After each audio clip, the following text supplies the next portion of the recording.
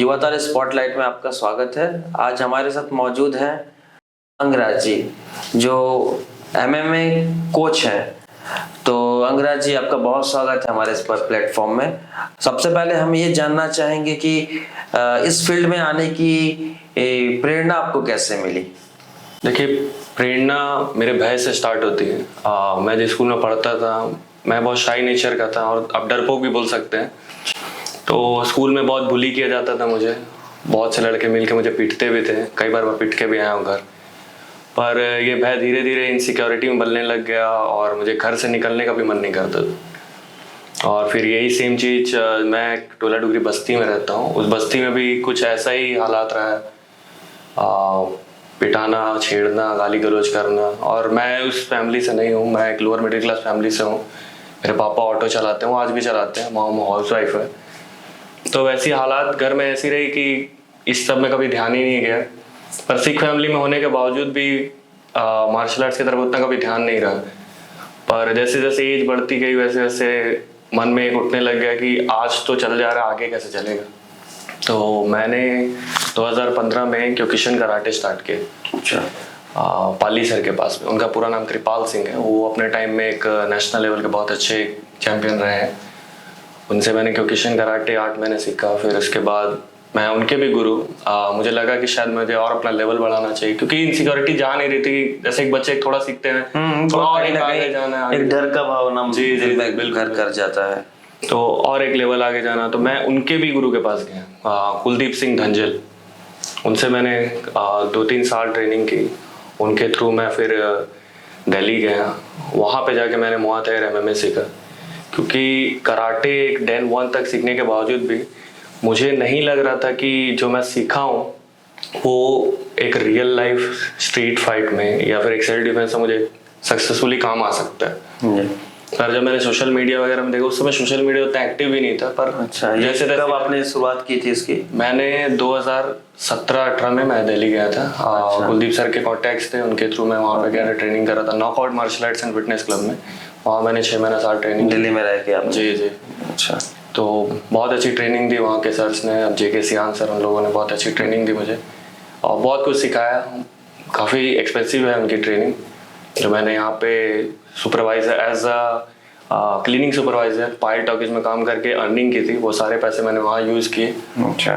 तो वहाँ पे बहुत अच्छी ट्रेनिंग ली। वहीं से मेरा धीरे धीरे मिक्स मार्शल आर्ट्स मुआ थाई में सफ़र चालू हुआ। परिवार का और समाज का क्या रिएक्शन था, ये हमें बताएं। देखिए, फैमिली का मेंटली, फिजिकली और फाइनेंशियली कुछ सपोर्ट नहीं मिल पाया, क्योंकि लोअर मिडिल क्लास फैमिली इतने एक्सपेंसिव स्पोर्ट को अफोर्ड नहीं कर पाता है। और फ्रीडम मुझे पूरी दी गई अपने डिसीजन को लेने के लिए। पेरेंट्स ने हमेशा मुझे तो फ्रीडम दिया है कि आप अपनी लाइफ को खुद से जी सकते हो, अपने डिसीजन खुद से ले सकते हो। तो उन्होंने मुझे फ्रीडम दी, उनके लिए मैं धन्यवाद देता हूँ उनका। और ज़्यादा सपोर्ट इसलिए भी नहीं कर पाते थे क्योंकि मेरी सिस्टर जो है वो भी कराटे में रही हैं। 14 साल उन्होंने जीआरडी में कराटे की है। पर कुछ खास ग्रोथ नहीं मिला। लोग जॉब के चक्कर में पीछे पीछे भागते रहते हैं। सेम चीज़ मेरी बहन ने भी की, पर सिर्फ उनकी लाइफ के 14 साल 15 साल वेस्ट हुए। कुछ जॉब वगैरह तो मिली नहीं, सिर्फ टाइम वेस्ट हुआ उनका। तो यही सेम चीज़ पेरेंट्स ने थोड़ा टॉन्ट भी करते हैं कि जब वो कुछ नहीं कर पाए तो तुम क्या करोगे। सरकार के द्वारा अगर सपोर्ट हो तो इंसान उसमें ज़्यादा अच्छा कर सकता है। बिल्कुल।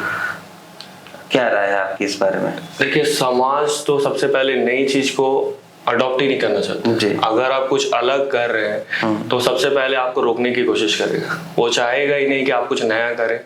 टॉन्ट से स्टार्ट होगा, उसके बाद आपको गली गली आपकी बुराइयां करनी चालू। अरे ये क्या कर रहा है, आपके बहन ने क्या कर लिया जो ये कर लेगा। अच्छा, ठीक है। तो आपकी दुनिया तो आपको कभी सपोर्ट करेगी नहीं, ना आज करती है ना आगे कर पाएगी वो, क्योंकि दुनिया को नई चीज बिल्कुल पसंद नहीं। अगर आप सक्सेसफुल उसमें हो जाते हैं तब आपको कॉपी जरूर करती है।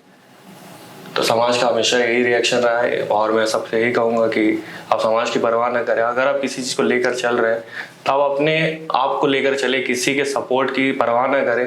अगर आप मन में चाहते हैं कुछ बनना तो आप अपने रास्ते पर चलते रहें, सपोर्ट ना ढूंढे। सपोर्ट आपको रास्ते में खुद ब खुद मिल जाएंगे। जब आप पहले बार फाइटिंग करने जा रहे थे तो आपके दिल में डर था या फिर एक्साइटमेंट था, किस प्रकार का अनुभव था?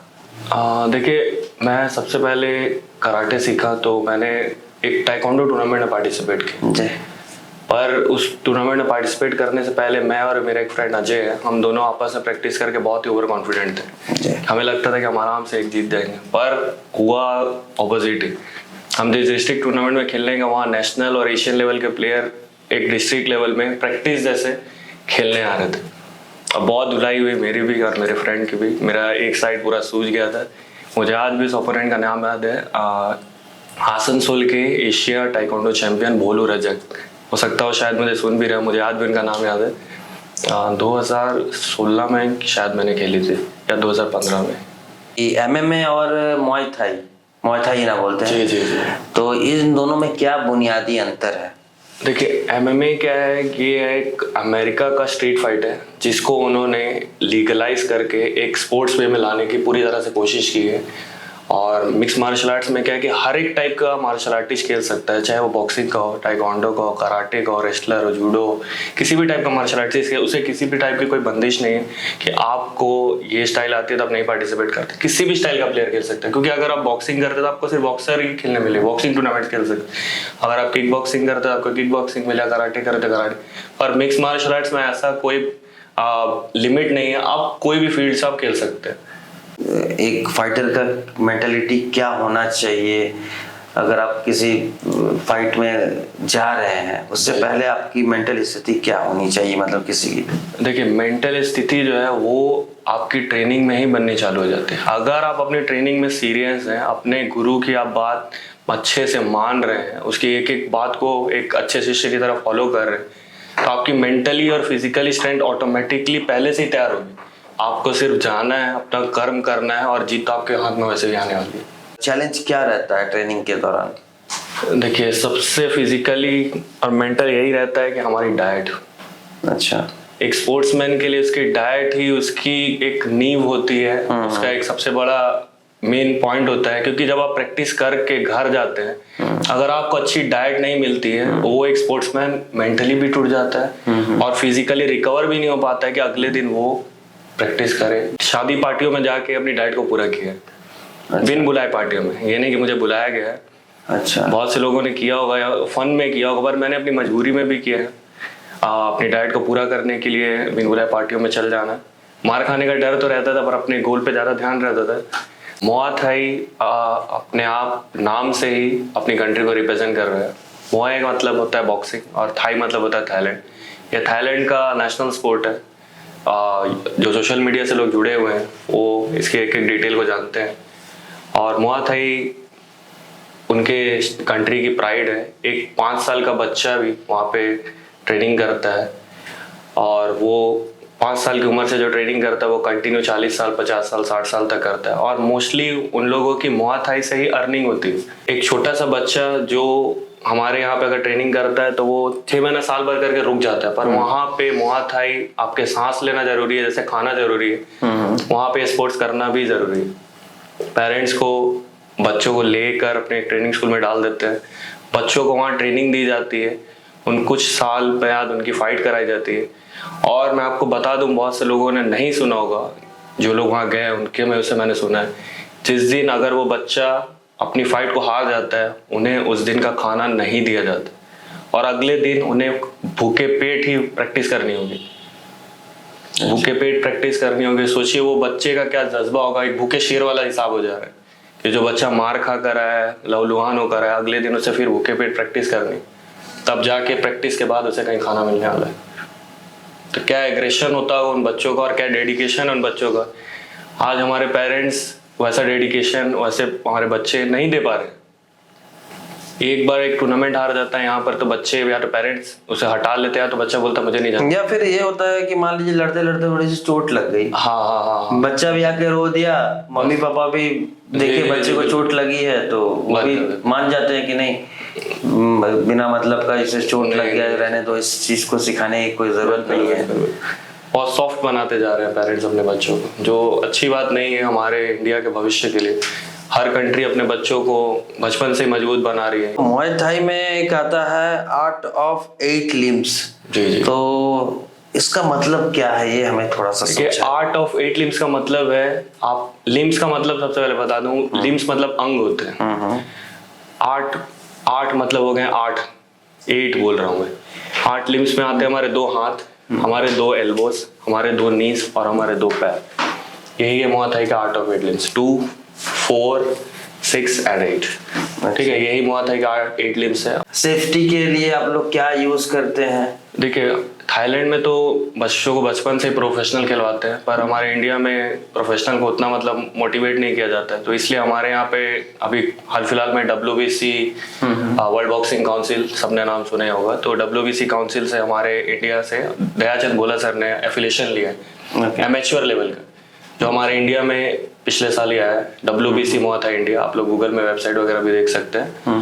तो एमेच्योर गेम्स क्या है कि उसमें पूरा प्रोटेक्टिव है, जैसे किक बॉक्सिंग और टाइकोंडो में होता है head guard, chest guard, elbow guard, Shin guard, और उसमें रूल्स भी हैं कि आपको सर के पीछे नहीं मारना है। आपको एक लिमिट्स भी बता दी गई हैं कि इस एज में आपको फेस पंचेस नहीं है, एल्बोज नहीं है, नीज नहीं है। फिर 16 प्लस के बाद फेस पंचेस अलाउ किए जाते हैं, और 18 प्लस के बाद फ्री स्टाइल पूरा एल्बो, नी, किक पंच सब रहता है, पर प्रोटेक्टिव गियर्स के साथ, क्योंकि आने वाले समय में मुआ थाई को भी ओलंपिक में मौका मिलने वाला है। आपने कहाँ कहाँ पुरस्कार जीता है या अवार्ड जीता है?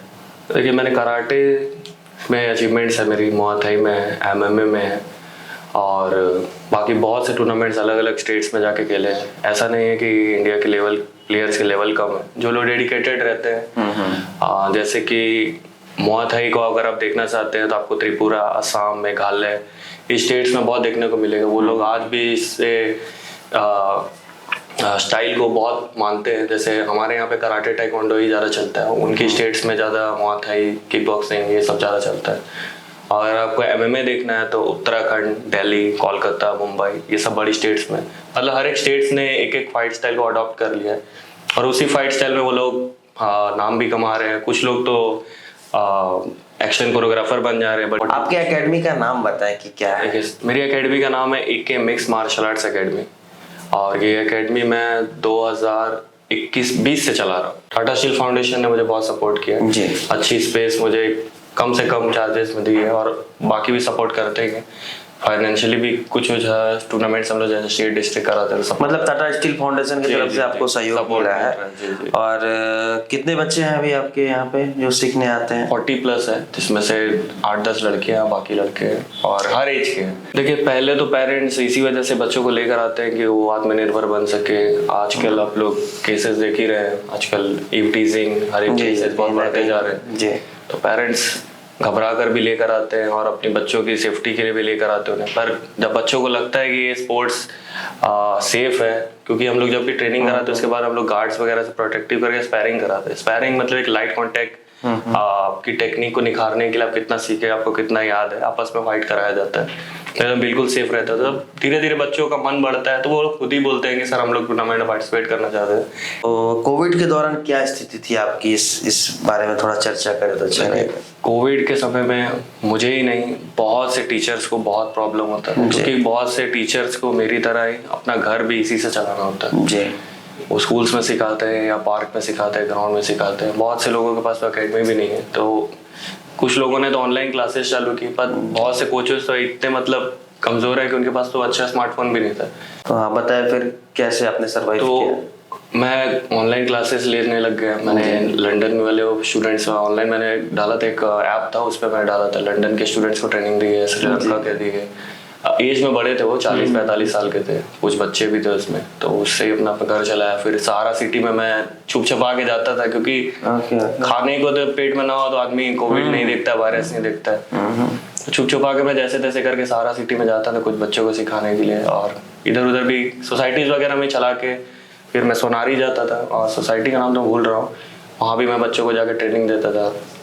भविष्य में यही योजना है कि हमें अच्छे स्पॉन्सर्स मिले, इस खेल के कदरदान मिले, और हमें एक फाइनेंशियल सपोर्ट मिले। हमें सबसे ज़्यादा इसी की ज़रूरत है, क्योंकि मैं जितने और हाई लेवल तक खेलना चाहता था और खेल पाता, उस तक नहीं पहुंच पाया मैं, सिर्फ इसी वजह से क्योंकि मैं फाइनेंशियली वीक हूँ। मैं एक लोअर मिडिल क्लास फैमिली से हूँ। टैलेंट, आपका हुनर, आपकी मेहनत सब पानी हो जाती है अगर आपके पास पैसे नहीं है तो। और तो आगे समय में अब मैं कोशिश यही करूँगा कि मैं अपनी एकेडमी को इतना राइज कर लूँ कि जो मैं नहीं कर पाया मैं अपने स्टूडेंट्स को उस लेवल तक पहुँचाऊँ। कम से कम उनके थ्रू मैं अपना सपना तो पूरा कर ही सकता हूँ। मैंने सुना है जहाँ तक कि इंडिया से ही ये सारी चीज निकली हुई है। नहीं, देखिए मार्शल आर्ट्स का फादर मदर अब जो भी बोले वो हमारा हिंदुस्तानी है, कलरीपयट्टू। अच्छा, कलरीपयट्टू से ही, कलरीपयट्टू। हाँ कलरीपयट्टू से ही सारे मार्शल आर्ट्स निकले। केरला। केरला, अच्छा। केरला ही उसका गढ़ है, उसी वहीं से सारे मार्शल आर्ट्स निकले। सबने अपना अपना निकाल लिया, जिससे कंट्री को जो स्पोर्ट्स पसंद है, किसी को उठा पटक पसंद है तो जूडो ले लिया, किसी को पंच पसंद है तो बॉक्सिंग ले लिया, किसी को कराटे पसंद है, किसी को कुछ पसंद है। मुआय थाई भी एक इंडिया कलरीपयट्टू का ही हिस्सा है। अच्छा। और बहुत से लोगों को ये नहीं पता होगा कि मुआय थाई का सबसे पहले इस्तेमाल हनुमान जी ने किया था अशोक वाटिका में, जब वो माता सीता अच्छा, वो जब अशोक वाटिका पहुंचे थे तो अक्षय के साथ में जो उनका उन्होंने मुआय थाई का सबसे पहला प्रयोग वहीं किया था। बहुत से लोगों को नहीं पता होगा। आज भी मुझे भी ये तो पहली बार ही पता चला, आपके मुंह से ही पता चला। उनके नाम की एक स्टाइल नाम मूव भी है, मुआय थाई क्वाई वैन। आप लोग गूगल में सर्च करेगा, आपको मिल जाएंगे। अच्छा, उनके नाम का एक मूव भी है मुआय थाई। ओके, हनुमान जी के नाम जी, का। उनकी मूर्तियां भी है थाईलैंड में। हाँ, वहाँ पे तो मैं ये जानता हूँ कि राम जी के बहुत सारी मूर्तियां हैं, विष्णु भगवान की मूर्तियां हैं, लेकिन ये मुआय थाई से जुड़ा हुआ हनुमान जी का जो ये आपने किस्सा सुना है, ये सच में एक नया अनुभव है हमारे लिए भी। तो एमएमए ने आपकी जीवन कैसे बदली? देखिए, एक भयभीत लड़का अब एक इतना बड़ा चैंपियन बनता है तो सारी दुनिया को शॉक्ड होता है। सबसे मेन बात, मुझे भी ये शॉक्ड है कि मैं इतनी दूर तक आऊँगा और ऐसा कुछ अचीव कर जाऊँगा। और सिर्फ यहीं तक नहीं, आज मैं बहुत से बच्चों की लाइफ बदल रहा हूँ। बहुत से ऐसे बच्चे हैं जिनको लगता है कि उनका फैटी बॉडी है, वो कुछ नहीं कर सकते। मैंने उन्हें चैम्पियन बनाया। मेरे यहाँ जसविंदर सिंह करके आए थे, 100 किलो से ऊपर थे, उनके फैट ऐसे टायर बनते थे। आज वो 10-0 का रिकॉर्ड रखे, अनडिफीटेड एमएमए चैंपियन, एमेच्योर में ही सही। प्रो की उनकी बारी आई थी कि वो बाहर चले गए पढ़ाई करने के लिए। एक है मेरे पास आते हैं, सब्जी वाले के बेटे हैं, उन्हें मैं फाइनेंशियली भी जितना सपोर्ट कर पाता हूँ करता हूँ, अभिषेक कुमार। उनका भी मुआय थाई में बहुत अच्छा रिकॉर्ड है। वो एमेच्योर में international mini Olympic Python games में भी गोल्ड जीत चुके हैं और एक नॉकआउट एक्सपर्ट है। बहुत पावर है उनके हाथ में। तो आगे भी मैं चेंज कर ही रहा हूँ। और कैसा लगता है जब आपके सिखाए हुए बच्चे जब कुछ अच्छा करते हैं या फिर कहीं अवार्ड वगैरह जीतते हैं या फिर कोई चैंपियनशिप जीतते हैं, कैसा अनुभव रहता है? काफ़ी खुशी होती है और मैं और भी चाहता हूँ कि मुझे अच्छे स्पॉन्सर और अच्छे फाइनेंशियल सपोर्टर मिले, जो इससे मैं इन बच्चों को वर्ल्ड चैंपियनशिप तक पहुँचा सकूँ।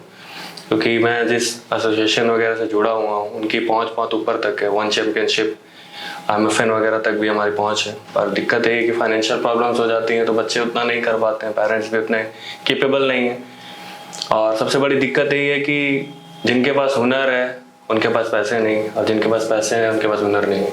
अगर 50 साल का आदमी आके अगर आपको बोले कि मुझे एमएमए सीखना, तो क्या आप उसे सिखाएंगे? बिल्कुल बिल्कुल सीख सकता है। उस एज में तो हो सकता है वो जल्दी सीखे, क्योंकि एक माइंड मैच्योर हो जाता है। बच्चों को हो सकता है जिस टेक्निक को समझने में टाइम लगे, वो एक मैच्योर इंसान बहुत जल्दी सीखता है। अभी भी मेरी एकेडमी में 35-40 के टाटा स्टील एम्प्लॉय जो बाल बच्चे तक उनके हैं, स्कूल जा रहे हैं, वो खुद भी कर रहे हैं।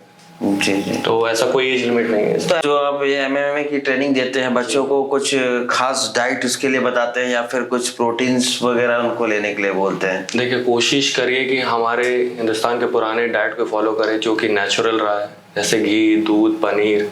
नॉनवेज से थोड़ा परहेज ही रखें तो ज़्यादा से ग्रीन वेजिटेबल्स लें, क्योंकि इन्हीं सब चीज़ों में ज़्यादा प्रोटीन है। मीट और बाकी सब चीज़ों में तो ज़्यादा मसल ही बढ़ता है, इसमें फैट आ जाता है बच्चों में। अगर आप डाइजेस्ट कर लेते तो बहुत अच्छी बात है, अगर आप नहीं कर पाते तो फिर वो मीट प्रॉब्लम करता है आपको। तो इंडिया में एमएमए का क्या फ्यूचर है? देखिए, एमएमए का तो अभी फ्यूचर धीरे धीरे बन रहा है। जब से एमएफएन आया है, लोगों में जागरूकता बढ़ी है। लोग हमारे स्टेट से भी निकल कर जा रहे हैं एमएफएन वगैरह में पार्टिसिपेट करने के लिए।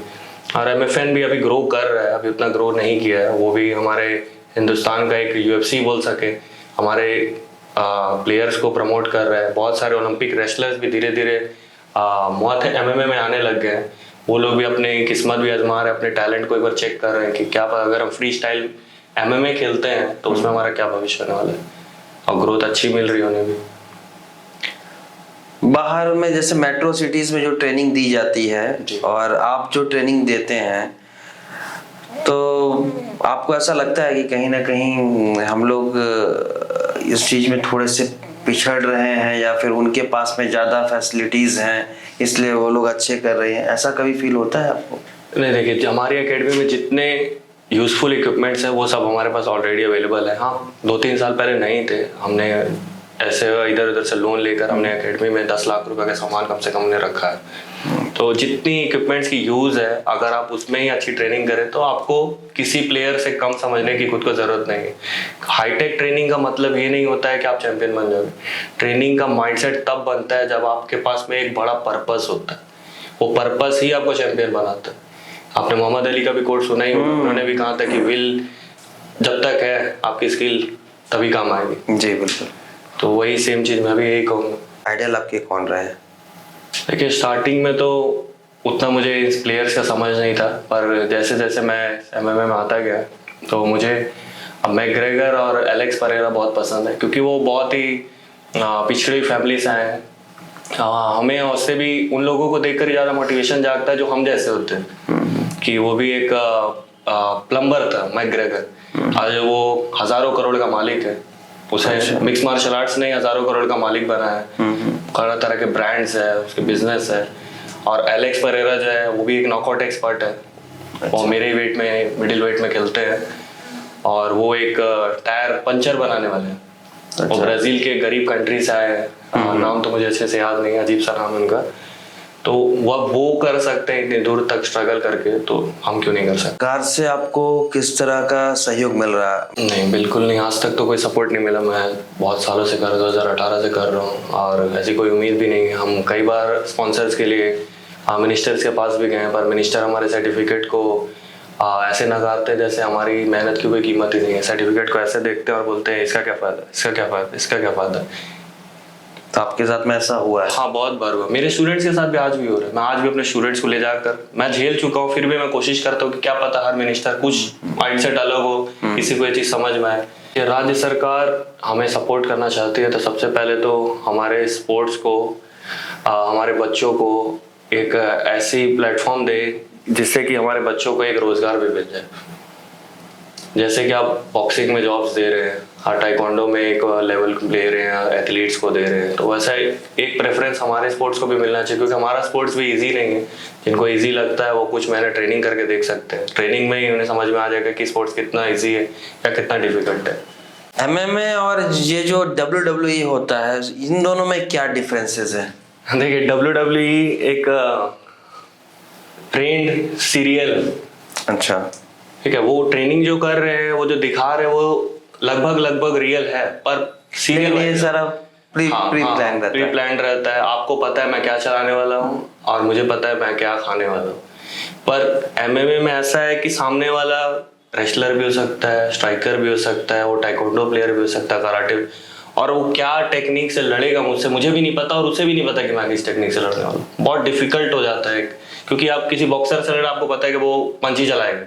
आप टाइकोंडो वाले से आपको पता है कि चला, पर एक एमएमए में सब कुछ मिक्स होता है, वो क्या चलाएगा आपको भी समझ पाना बहुत मुश्किल हो जाए। और टाइम लिमिट भी कम है, 3 मिनट का एक राउंड होता है या 5 मिनट का होता है चैंपियनशिप मैच। 3 मिनट में ही फैसला हो जाता है। 3 मिनट में ही आपको ये भी समझना होगा कि उसकी क्या स्टाइल, और उसमें आपको अपना माइंड इतना शार्प रखना होगा कि आपको अपनी टेक्निक यूज करके उसको भी आगे से जवाब देना है और उस मैच को जीतना भी है।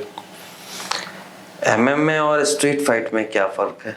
देखिए, एमएमए एक स्पोर्ट्स को एक अच्छा से कॉम्बैट की तरह बनाया गया है, एक टेक्निकल फाइट जैसा बनाया गया है, उसे ट्रेनिंग करनी पड़ती है, बहुत सी मेहनत है उसमें, एक टेक्निकल स्पोर्ट बनाया गया। पर स्ट्रीट फाइट क्या है कि जैसे मर्जी लोग जैसे तैसे हाथ चला रहे हैं, कोई डिफेंस नहीं है, कोई ऑफेंस नहीं है, जैसे भी लोग कर रहे हैं, और कई बार तो लोग खुद ही मारते हैं और खुद ही हाथ पैरों में चोट लगवा लेते हैं।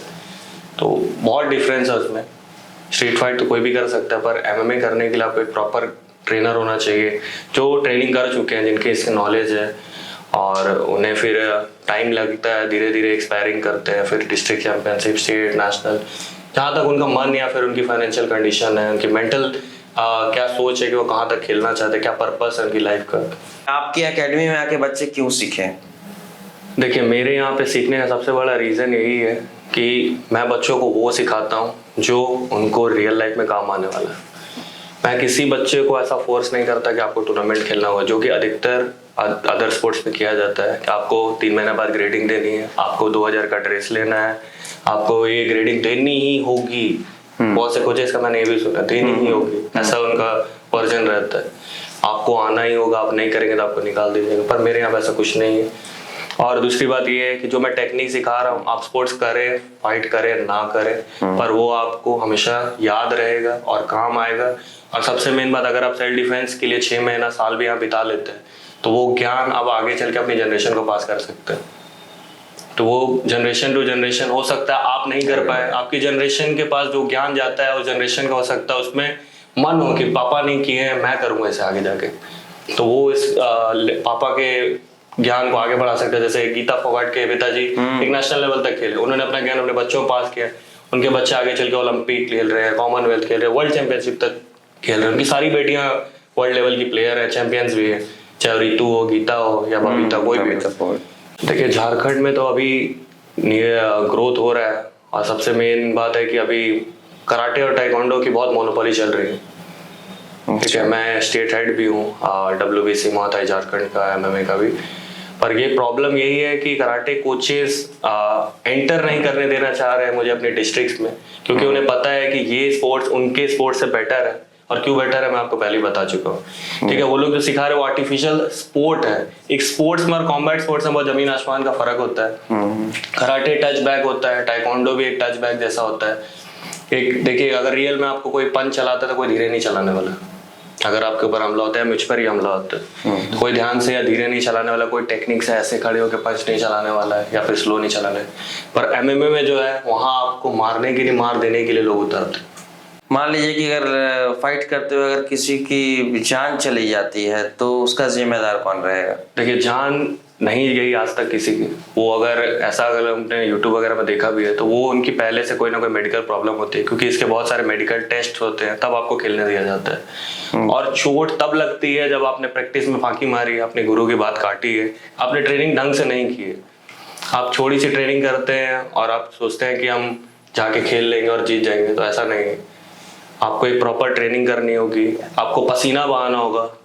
अगर आप ट्रेनिंग में खून पसीना बहाते हैं तो मुझे नहीं लगता कि उस प्लेयर को हराना इतना आसान होगा वो भी टूर्नामेंट्स के समय में।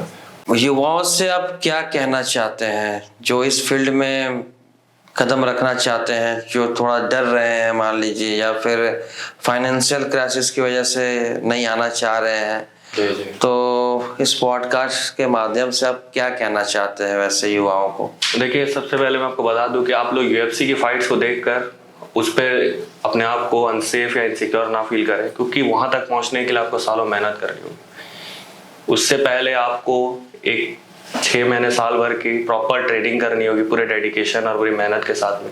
उसके बाद आपकी स्पैरिंग होगी, फिर हार्ड स्पैरिंग होगी, फिर उसके बाद आपको डिस्ट्रिक्ट लेवल से, एकदम लो लेवल से आपको न्यू कमर्स के साथ टूर्नामेंट्स खिलवाया जाएगा। फिर स्टेट, नेशनल, एमेच्योर फाइट्स में जब आप एक 10-15 एमेच्योर फाइट्स को जीत कर एक अच्छा रिकॉर्ड बना, तब आप प्रोफेशनल में पहुंचते हैं।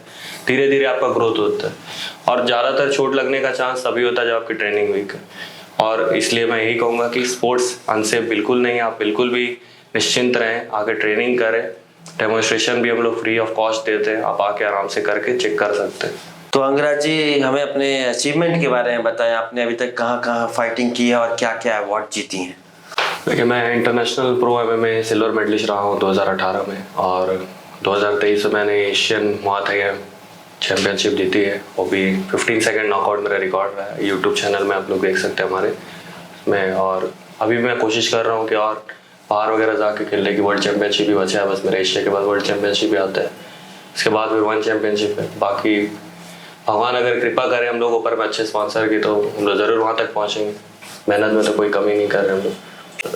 आपको इस पॉडकास्ट में आकर कैसा लगा? देखिए, पॉडकास्ट में आके तो पहले मैं थोड़ा नर्वस था कि पता नहीं क्या सवाल पूछने वाले, पर आपका बिहेवियर और बाकी जितनी भी टीम है आपकी, बहुत अच्छा व्यवहार रहा उनका, और क्वेश्चंस भी काफ़ी अच्छे से थे आपके, जिसे मैं अच्छे से एक्सप्लेन भी कर पाया। और रही बात मेरे तक पहुंचने की, तो हमारी एकेडमी का नाम एक मिक्स मार्शल आर्ट्स एकेडमी है। गूगल में आपको पेज मिल जाएगा। और हमारी एकेडमी है ट्विलाइट डिग्री कम्युनिटी सेंटर, गाड़ाबासा बरो में इसमें पड़ती है। और कॉन्टैक्ट नंबर हमारा है 9508750906। आप इस पर मुझे कॉल कर सकते हैं, आप डिटेल ले सकते हैं। अगर आप हमारी ट्रेनिंग देखना चाहते हैं, हमने कहाँ तक खिलवाया है, खेला है, तो आप यूट्यूब चैनल पर हमारे देख सकते हैं। एक ही MMA एकेडमी करके आएगा, उस यूट्यूब चैनल पर आप जाके हमारी सारी ट्रेनिंग की वीडियोस देख सकते हैं। और अगर आपको डेमोस्ट्रेशन करना है तो आप 2 दिन का डेमोस्ट्रेशन भी आप कर सकते हैं फ्री ऑफ कॉस्ट, का कोई चार्ज नहीं लगेगा। और आप अगर कंटिन्यू करना चाहते हैं तो बाकी डिटेल्स आप कॉल करके पता कर सकते हैं।